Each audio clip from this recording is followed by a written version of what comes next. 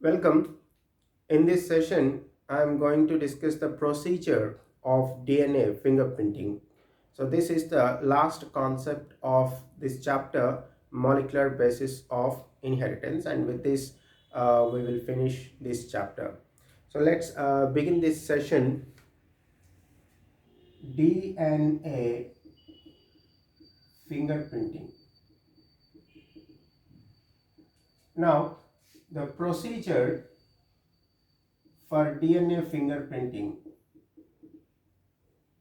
The procedure for DNA fingerprinting was developed by Alec Jeffreys. Was developed by Alec Jeffreys. So hence he is regarded as a father of DNA fingerprinting, and he used something called VNTR, that stands for variable number tandem repeats. So variable number tandem repeat, and this VNTR actually shows a high degree of polymorphism. It shows high degree of polymorphism, and this VNTRs usually range, okay, of course, from zero point 0.1 to 20 kb. So they range from zero point 0.1 to 20 kb. So here 1 kb is 1000 base pairs. So 1 kb is 1000 base pairs. So kb stands for kilobase. Stands for kilobase. So 1 kilobase is 1000 base pairs. Now let's see this variable number tandem repeat. So the point is that the number is variable from chromosome to chromosome and also from individual to individual. Say suppose you take a sequence like okay, something like this, CATAGCC. So is a sequence and it is repeated one after the other. So that is the reason why we used tandem repeat. And say suppose this is the paternal chromosome. Okay, so paternal chromosome number 11. On that it is repeated some 13 times. And if you take another, so maternal chromosome, okay, so the maternal chromosome 11, so paternal chromosome and maternal chromosome, and on this it is repeated some 17 times. So CATAGCC, and it is continuously one after the other, it is repeated, not like this sequence is present here and some other sequences then later. That is not the case. So here why we use the word tandem means it is present immediately one after the other. So and if you take some chromosome number 7, it is repeated some 8 times. On chromosome number, of course, on paternal, and on maternal chromosome it is repeated some 3 times. And if you take another chromosome, on that the same sequence may be repeated, okay, or there may be some other sequences. There will be some other sequences, okay, so it necessary need not be the same sequence. There may be some other repeated sequence also, you can see. Okay, so here I have taken this is an example. So there may be some other sequences that are repeated some other means number of times, means the copy number will be varying. That's why it's called variable number tandem repeat. That shows high degree of polymorphism, means from individual to individual these all will be different. Okay, so hence it's easy to identify, okay, two different individuals. Of course the DNA fingerprinting is to identify, okay, two different individuals, or more than two different individuals also we can compare. Okay, now let's see the process or the procedure of this DNA fingerprinting. A procedure of DNA fingerprinting. So let's take here some samples. I'm going to take sample A, sample B, and sample C. Okay, so three samples I'm going to, okay, uh, see whether they are of same or different. And this sample A, that I obtained it from crime scene, whereas sample B is from suspect 1 and sample C is from suspect 2. Okay, and what is the sample I can use for DNA fingerprinting? So the samples that we use in DNA fingerprinting, okay, can be the blood. It can be blood, of course. You can use any what I call the tissues of the body that has nucleus. Okay, so if that tissue is not having nucleus, then it cannot be used in DNA fingerprinting. So in this case we can use blood, and we need to use hair follicle. So hair is of no use. Okay, the hair at the end will have a follicle. So that follicle will have cells with nucleus. So hence that is useful for DNA fingerprinting. And then we can use the skin and bone, saliva, sperm, etc. Like so these are any samples that you can take it and use in DNA fingerprinting. Okay, so as I told you that anything that has nucleus can be used in the DNA fingerprinting. So now let's look at the steps of this DNA fingerprinting. First step is isolation of DNA. So once we obtain the sample, we know that the cells of a human are actually having the cell membrane, the nuclear membrane, and inside that we will find the DNA. And even then the DNA is not in the purified form. It is associated with the histone proteins, RNAs, and so many other substances will be seen along with this. So we need to remove this nuclear membrane, the plasma membrane. Then even we need to remove the RNAs and the proteins that are associated with the DNA. So all that we are going to do it by using certain types of enzymes like proteases, which will remove the proteins. Okay, RNases, which are going to remove the RNAs. Okay, and the enzymes that dissolve membranes. Okay, that will be a combination of different enzymes. All that after using the DNA we will be obtaining in the purified form. So means the only DNA should be present, no other thing should be present along with that. So once I obtain that purified DNA, so in the next step what I'm going to do is digestion of DNA by REN.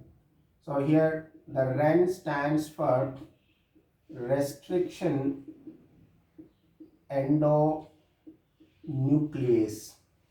So this restriction endonuclease is an enzyme, and this is going to cut DNA at specific locations. Is going to cut DNA at specific locations, and of course those specific locations should be having palindromic sequences. A palindromic sequence, okay, that will be having GAATTC, okay, from 5 end to 3rd end, and again from this end, that is from left to right and right to left also, you will have the same sequence GAATTC. You can see, so such sequences we call palindromic sequences. So these restriction endonucleases are going to identify, okay, so such sequences and then cut in those locations. So that's what here the purified DNA I have taken into this, and then I'm going to add to all same restriction endonuclease. There are so many types of restriction endonucleases that we will study in detail in the chapter biotechnology principles and processes. Okay, so I'm going to use the same type of restriction endonuclease, okay, on all the three samples, and it is going to cut this DNA at specific locations, and as a result we obtain fragments. So some fragments will be smaller, lengthier, with various size fragments I'm going to get. So DNA fragments, I'm going to get those DNA fragments once I use this enzyme restriction endonuclease. And then in the third step, I'm going to separate these DNA fragments by electrophoresis. So that is separation of DNA fragments by electrophoresis. So separation of DNA fragments by electrophoresis. So what I'm going to do in this case, once treated with restriction endonucleases, I'm going to take an agarose gel. So this is agarose gel, and on which you will find some wells. Okay, so that will be where we are going to put the sample. So this will be from sample A after treating with restriction endonucleases. So this will be with sample B and sample C. Okay, and here it will be the negative and the positive charge. So once I apply a small voltage, then the fragments are going to move towards this positive charge. And now the point is that the smaller the fragment, the farther it moves. Okay, smaller fragments move farther. So smaller fragments move farther, and the larger fragments, it all depends on the length of the fragments. If it is very big, then it may be slowly moving. It may remain almost at the end of this, at the negative end only. So it goes on, so it's forming like this, and so on. So this is how we see the fragments getting separated, okay, basing on their size, right? So that's the smaller fragments that move farther. Okay, so this is how we are going to separate those DNA fragments that we developed by using restriction endonucleases, by using electrophoresis method. So separation of DNA fragments by electrophoresis. So in the next step, what we are going to do is transfer these DNA fragments to a synthetic membranes. So transferring the DNA fragments. So transferring the DNA fragments from agarose gel onto a synthetic membrane. So these synthetic membranes can be like nitrocellulose and nylon. So the point is that this agarose gel is very fragile and we cannot handle it. Okay, so when you try to move it, it can break up into pieces. So for that reason, to handle this, we need to transfer all these DNA fragments that we have separated on this agarose gel onto a nitrocellulose sheet or nylon sheet. So this will be a process, what we call it the southern blotting. It's called southern blotting. So how we are going to do that? The southern blotting is,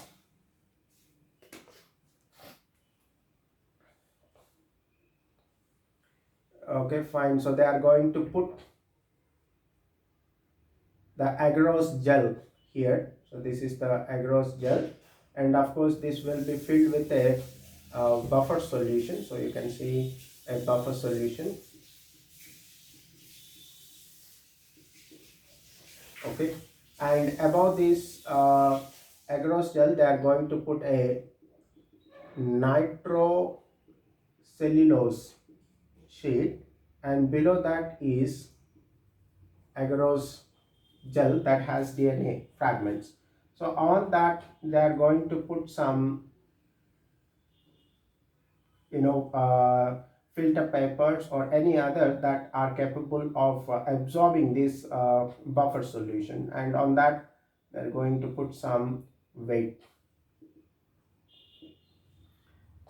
right? So here the filter papers, and so now it is left aside.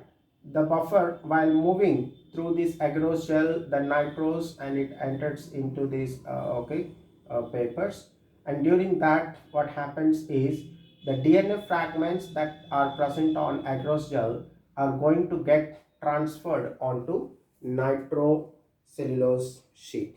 They are going to get transferred onto nitrocellulose sheet. Okay, right.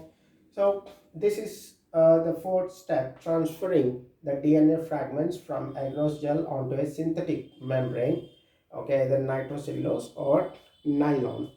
Okay, and that process is called southern blotting. Now once this southern blotting is completed, the next step will be right, the fragments whatever present on the nitrocellulose sheet, we need to convert into single stranded DNA. So in the next step, the double stranded DNA fragments on synthetic membrane,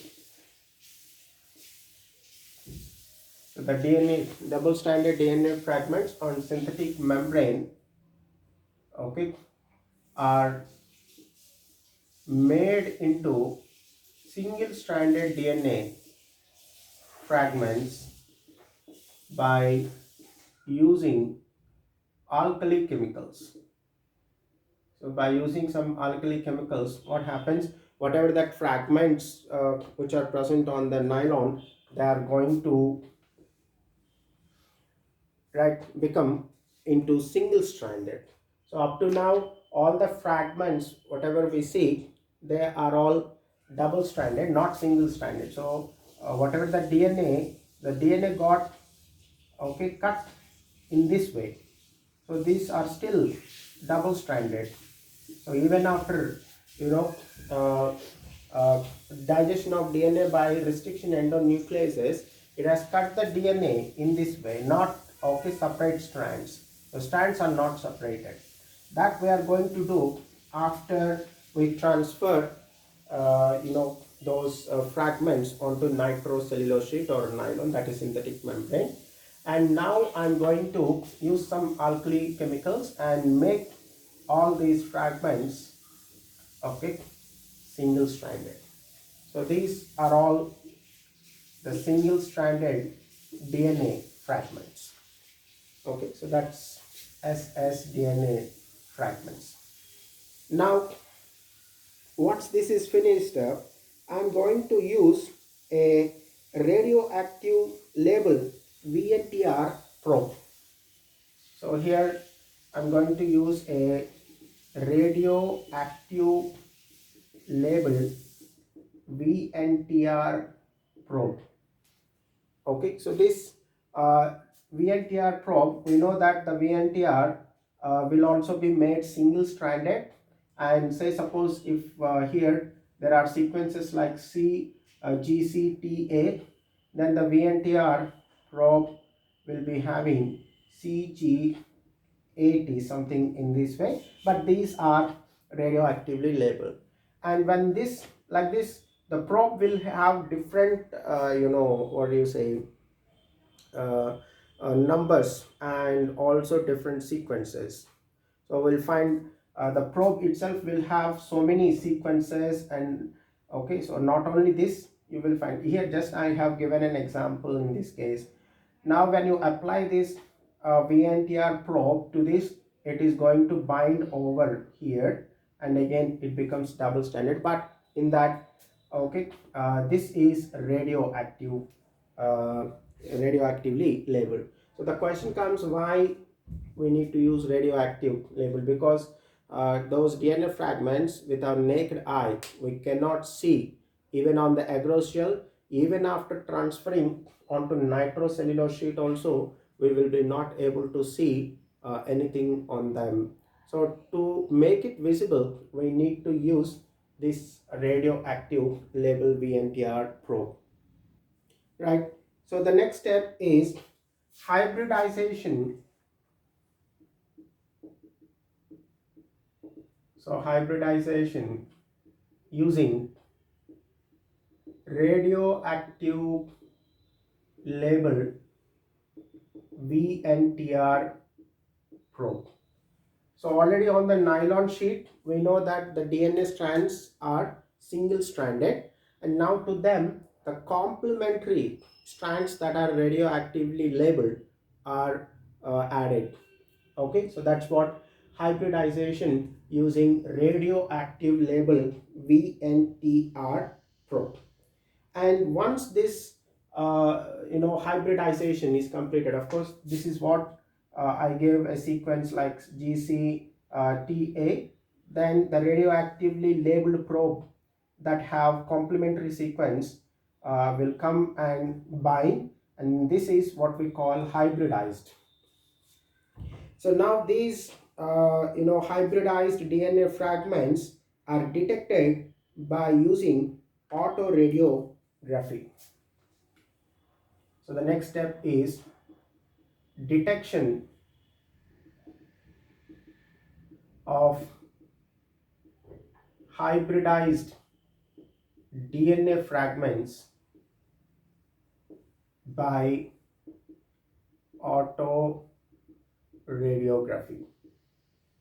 So detection of hybridized DNA fragments by autoradiography.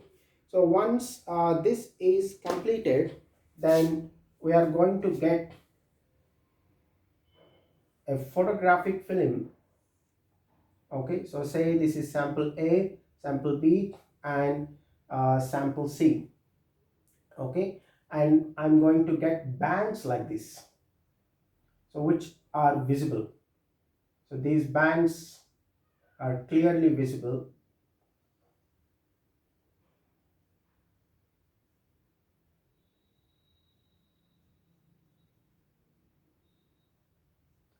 So some band pattern we will be obtaining on this photographic film. Okay,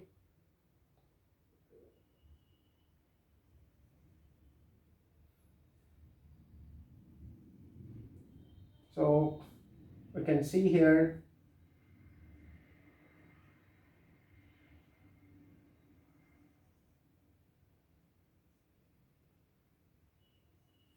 so this is how we have obtained. And the last one,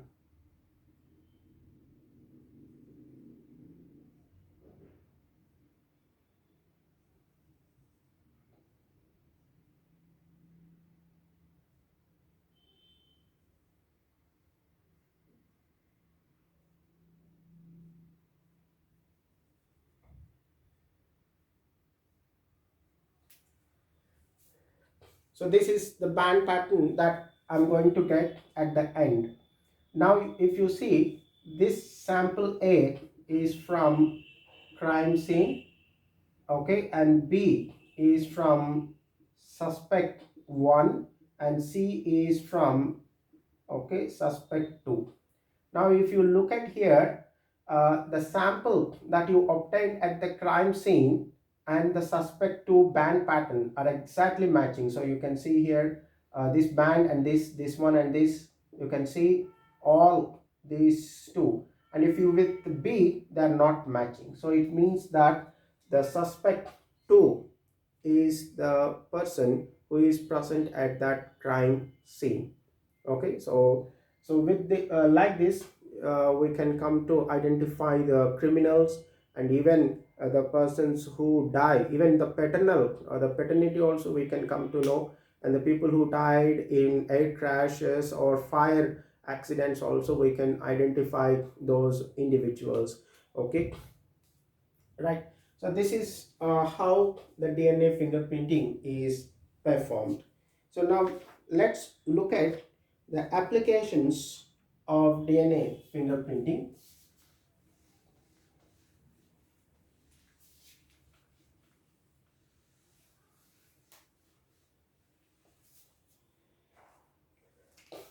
Let's see applications of DNA fingerprinting. So here the DNA fingerprinting is used to identify criminals, that just we have seen by taking that example, and then it is also used to solve disputed parentage, also used to identify disputed or solve the disputed parentage. So someone say that a particular child belongs to them, and another parent say that the child belongs to them, so that you can solve it by using this DNA fingerprinting. Of course, there are exceptions. DNA fingerprinting cannot be used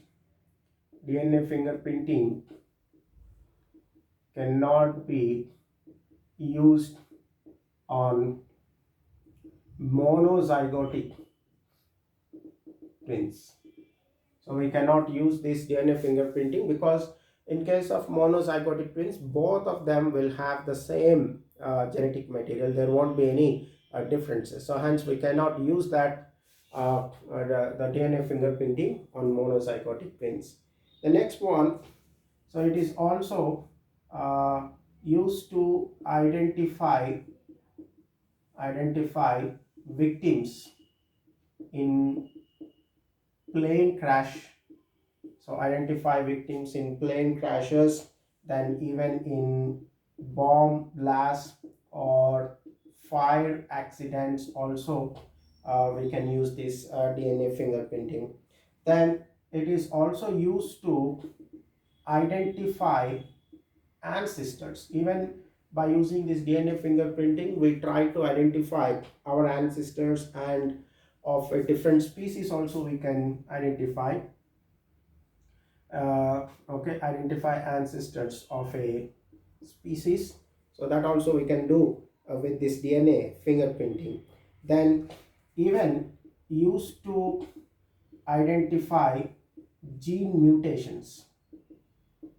So we can even identify the gene mutations, and also used to determine the population and used to determine population and genetic diversities. Okay, population and genetic diversities, all these we can use. Okay, so these are some applications of DNA fingerprinting. So with this we complete this chapter, molecular basis of inheritance. In the next session we'll begin with a new chapter.